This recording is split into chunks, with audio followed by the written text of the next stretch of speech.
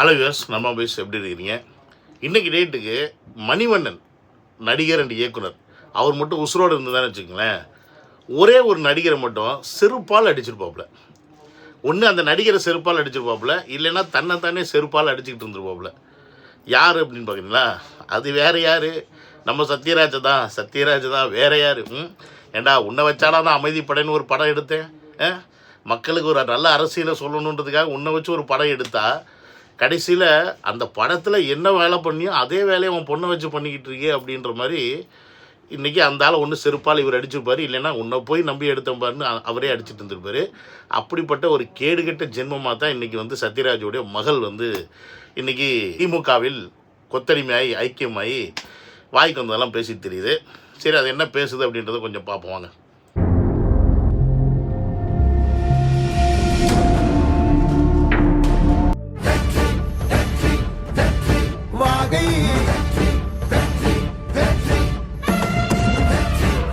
Welcome to Vijay stock and welcome to another video. என்னோட சேனலுக்கு யாராவது ஃபஸ்ட் டைம் வரீங்க அப்படின்னா சப்ஸ்கிரைப் பண்ணிவிட்டு பெல் பட்டன் ப்ரெஸ் பண்ணி ஷேர் பண்ணுங்கள். நீங்கள் கொடுக்குற லைக்ஸும் கமெண்ட்ஸும் தான் நமக்கு பூஸ்டப் ஆகும். என்னோடய வாட்ஸ்அப் குரூப் லிங்க்கில் வாட்ஸ்அப் குரூப்பில் சேரணும்னா லிங்க் டிஸ்கிரிப்ஷனில் இருக்குது, அதை கிளிக் பண்ணி ஜாயின் பண்ணிக்கிங்க. இப்போ வாங்க, அந்த அம்மா என்னெல்லாம் பேசியிருக்காங்க, அந்த முத்திர முஞ்சி என்னெல்லாம் பேசியிருக்கு அப்படின்றத முதல்ல போய் பார்ப்போம். திரையில டான்ஸ் ஆடுறவர் தலைவர் கிடையாது, தரையில இறங்கி அடிக்கிறார் பாருங்க, அவர் தாங்க தலைவர். தரையில் இறங்கி வேலை பார்ப்பாரா? எந்த அளவுக்கு தரையில் இறங்கி வேலை பார்க்குறாங்கன்னு இவங்க தலைவரோட மகனும் என்னெல்லாம் பண்ணியிருக்காங்க அப்படின்றத லைட்டாக பார்ப்போம். கோடி சேர்த்து பாட்டு பாடுறவர் தலைவர் கிடையாதுங்க. ஹலோ ஹலோ கவானே, மக்களுக்காக பாடுபடுறவர் தலைவர். திரையில டான்ஸ் ஆடுறவர் தலைவர் கிடையாது, தரையில இறங்கி அடிக்கிறார் பாருங்க, அவர் தாங்க தலைவர்.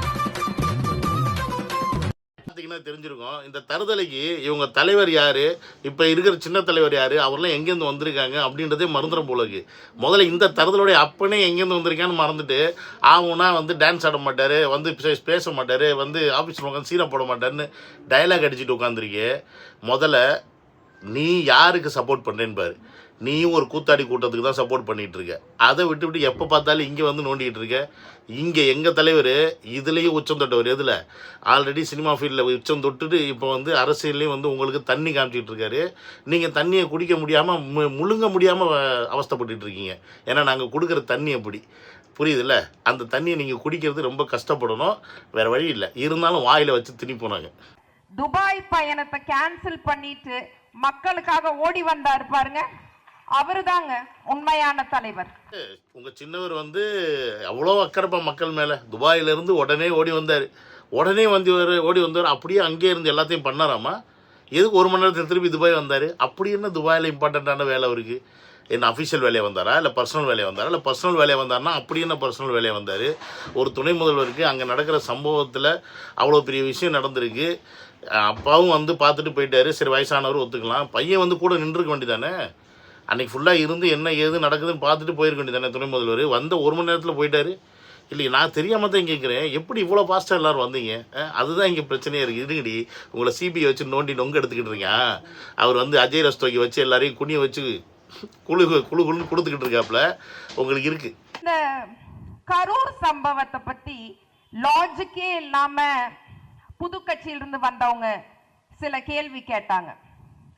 ஏன் செந்தில் பாலாஜி அண்ணா உடனே வந்தாரு? செந்தில் பாலாஜி அண்ணா உடனே வந்தது அவரோட எஃபிஷியன்சியை காமிக்குது. ஏன் அன்பில் மகேஷ் அண்ணா அழுதார்?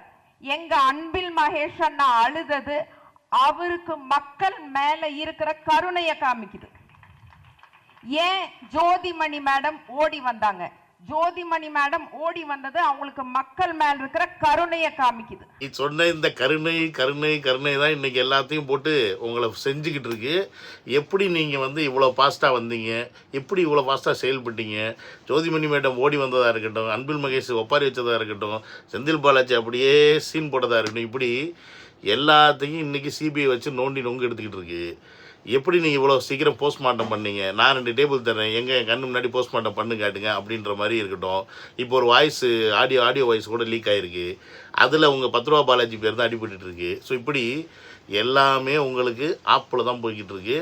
அது தெரியாமல் இவர் வந்து சீன் போடுறாரு. இவர் வந்து என்னது அழுதது வந்து உங்களுக்கு வந்து கருணையா, மக்கள் மேலே கருணை. ஆமாம், இந்த கருணை வந்து இப்போ ரீசெண்டாக ஒரு காலேஜில் கூட ஒரு 400 பசங்க வந்து ஃபுட் பாய்சன் ஆகி அஃபெக்ட் ஆனாங்களே, அப்போ எங்கே போனார் உங்கள் அன்பில் மகேஷ்? காணாமல் போயிட்டாரா?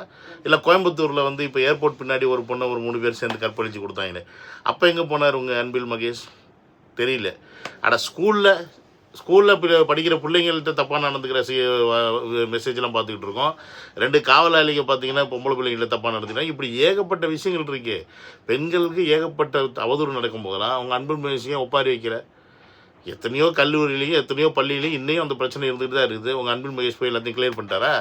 அங்கெல்லாம் போய் ஒப்பாரி வைக்க மாட்டாரா? அப்போ அங்கெல்லாம் கருணை இல்லை. ஆனால் கரூரில் மட்டும் உங்களுக்கு கருணை. உங்கள் கருணைக்கு இருக்கடி ஆப்பு. கருணையில் கள்ள தூக்கி போடுறோம். இருங்க, உங்கள் கருணையில் கள்ள தூக்கி போட்டு மொத்தமாக முடிச்சு விட்டா அப்போ தெரியும் உங்களுக்கு. சும்மா லாஜிக்கே இல்லாம நீங்க பெர்மிஷன் கொடுக்கல எல்லாமே எங்களை கேட்டாங்க பண்றீங்க. நாங்க பிரின்சிபல், நீங்க எல்கேஜி ஸ்டூடெண்டா, எல்லாமே எங்க பெர்மிஷனோட தான் நீங்க பண்றீங்களா? அதனால கொஞ்சம் லாஜிக்கோட பேசணும். ஆனா படிச்ச தற்கொலை முண்டமே, உனக்கு கொஞ்சமாவது அறிவுன்னு இருக்கா இல்லையா? உங்ககிட்ட பர்மிஷன் வாங்காம எப்படி ஒரு கட்சி வந்து ஒரு அரசியல் கட்சி வந்து கூட்டம் நடத்த முடியும்? எந்த ஸ்டேட்டாக இருந்தாலும் சரி, அந்த கட்சியோடைய ஒரு முதலமைச்சரோ இல்லை ஒரு போலீஸ் டிபார்ட்மெண்ட்டை ஒரு பர்மிஷன் வாங்காமல் கூட்டம் நடத்த முடியாது அப்படின்றது சின்ன பசங்களுக்கு கூட தெரியும். 7 கழுத வயசாகிருக்கு, எரும மாடு மாதிரி வளர்ந்துருக்க, உங்கள் அப்பனை அப்படியே உரிச்சு வச்சுருக்க எரும மாடு. உனக்கு இது கூட தெரியல, நாங்கள் லாஜிக் இல்லாமல் பேசுகிறோம். நீ தான் லாஜிக்கே இல்லாமல் அவங்க வந்து இப்படியே பிடிச்சிக்கிட்டே பேசிக்கிட்டு இருக்க. கொஞ்சமாவது லாஜிக் இருக்கா இல்லையா? பர்மிஷன் கேட்காம என்ன செஞ்சுருக்கு தமிழக வெட்டிக்கலாம்? ஏதாவது ஒன்று சொல்லு. நீயாக இருந்தாலும் சரி, உங்கள் அப்பனா இருந்தாலும் சரி, இல்லை கூட்டமாக இருந்தாலும் சரி, ஏதாவது ஒரு விஷயம் இல்லை ஒரு மீட்டிங்கு பர்மிஷன் இல்லாமல் தமிழக வெட்டிக்கலாம் இந்த 1.5 வருஷத்தில் செஞ்சுருக்குன்னு சொல்லு. அப்போ நீ சொல்கிறது ஒத்துக்கலாம். எல்லா மீட்டிங்க்கும் பர்மிஷன் கேட்டு நீங்கள் எவ்வளோ அதுக்கு முட்டுக்கட்டை போட்டாலும் கடைசியில் நீங்கள் ஒரு ஒப்புதல் கொடுத்ததுக்கப்புறம் தான் அதை நடத்துது. அப்படி தான் நடத்தி இருக்குது. அதனால தான் இன்றைக்கு வரைக்கும் தமிழக வெட்டிக்கழகம் மேலே மக்களுக்கு எந்த ஒரு தப்பான அபிப்பிராயம் இல்லை. கரூர் சம்பவத்தில் கூட மக்கள் ஏன் தமிழக வெட்டிக்கழகத்தை குறை சொல்ல, எதுக்கு திமுக சொல்கிறாங்க, எதுக்கு உங்களை திருட்டு பரதேசின்னு சொல்கிறாங்க? ஏன்னா அவங்களுக்கு தெரியும் தமிழக வெட்டிக்கழகம் என்ன பர்மிஷன் கொடுக்குறாங்களோ அதை பேஸ் பண்ணி தான் நடக்குது, அதை பேஸ் பண்ணி தான் பண்ணுறாங்கன்னு. ஒரு பர்மிஷன் கொடுத்துருந்து அதுக்கேற்ற மாதிரி பண்ணலை அப்படின்னா நீ கேள்வி கேட்கலாம். சோத்தை விட்டுட்டு வேற ஏதாவது திங்காது என்ன? காவல்துறை எதுக்குங்க இருக்காங்க? நம்மளை ப்ரொடெக்ட் பண்றதுக்கு.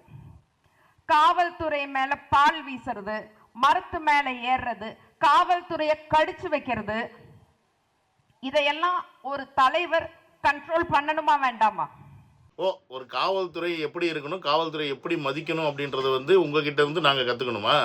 இந்த கற்றுக்கிறோம், அதை பார்க்கறதுக்கு பரபரப்பு ஏற்பட்டது.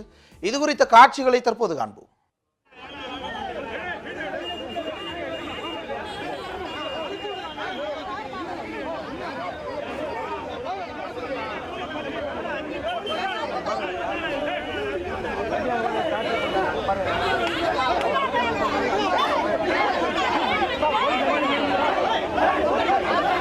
நல்லா கற்றுக்கங்க மக்களே. காவல்துறையை 75 ஆண்டு கட்சியான திமுகவின் அந்த உறுப்பினர்கள் எப்படியெல்லாம் நடத்துகிறாங்கன்னு பாருங்கள், எப்படிலாம் அடிச்சுக்கிட்டு சாவறாங்கன்னு பாருங்கள்.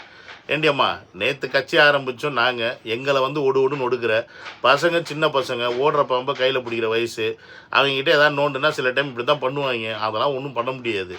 ஆனால் நீங்கள் இத்தனை வருஷம் ஆச்சு இல்லை, உங்கள்கிட்ட எங்கே போச்சு?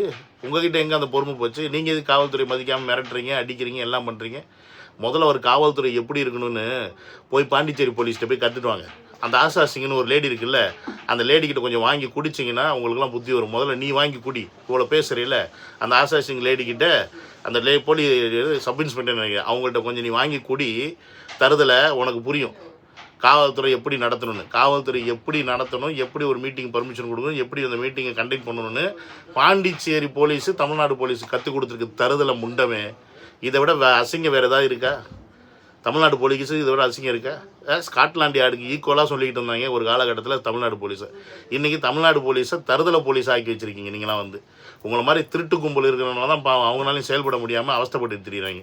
முதல்ல உங்களை வெளுன்னு வெளுக்கு நண்டி வச்சு.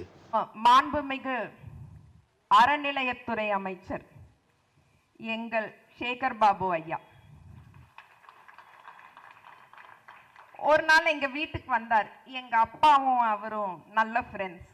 ராத்திரி ஒரு 9 மணி இருக்கும். அப்பா அவரை வழி அனுப்புறதுக்கு வெளியில போயிட்டு இருந்தாரு. நான் அப்பதான் கிளினிக் முடிச்சுட்டு உள்ள வரேன். அவ்வளோ டயர்டா வரேன். பெருசா ஒன்றும் பண்ணலைங்க, ஒரு 10 பேஷண்ட் பார்த்துருப்பேன். ஆனா சேகர் பாபு ஐயா முகத்துல அவர் அவ்வளோ வேலை செஞ்சிருக்காரு, ஒரு சின்ன சோர்வு கூட இல்லை. ஆனால் நம்ம மிஸ் எனக்கு ஒரே ஒரு சந்தேகம் மட்டும் இருக்குது. இந்த முத்திரமூஞ்சி முதலமைச்சரையும் பாராட்டுறதுல பெருசாக, துணை முதலமைச்சரையும் பெருசாக பாராட்டுறதில்ல. ஆனால் சேகர் பாபு மட்டும் ஒரு படி மேலே ஏற்றி வச்சு இவங்க 2 பேருக்கும் மேலே ஏற்றி வச்சு பேசுது. அப்படி என்ன கனெக்ஷனாக இருக்கும் இவங்க அப்பனுக்கும் சேகர் பாபுக்கும்? இருங்க, ஒருவேளை எனக்கு அமைதி படம் ஞாபகம் வருது, அந்த மாதிரி எதுவும் கனெக்ஷனாக இருக்குமோ அப்படி? முருகங்களா ரேமணியா யாராச்சும் வந்து அப்படியே முருகை தேய்ச்சி விடுங்க பார்க்கலாம். எங்க வரீங்க போங்க. ஏங்கண்ணா முருகங்களா, நான் இன்னும் 2 மாசத்துல ஆட்சி கலைச்சிட்டு எலெக்ஷன் வைப்பாங்க போல இருக்குதுங்க. கட்சிக்குள்ள உங்களுக்கு சீட்டு கிடைக்கவே கிடைக்காதுன்னு பேசிக்கிறாங்க. அப்படியே கிடைச்சாலும் ஜனங்க உங்களுக்கு ஓட்டு போட மாட்டாங்க. நான் ஒண்ணுமே பண்ணலையாடா? அதானுங்க, ஏதாவது பண்ணா தானே போடுவாங்க. நீங்க தான் ஒண்ணுமே பண்றது இல்லையே.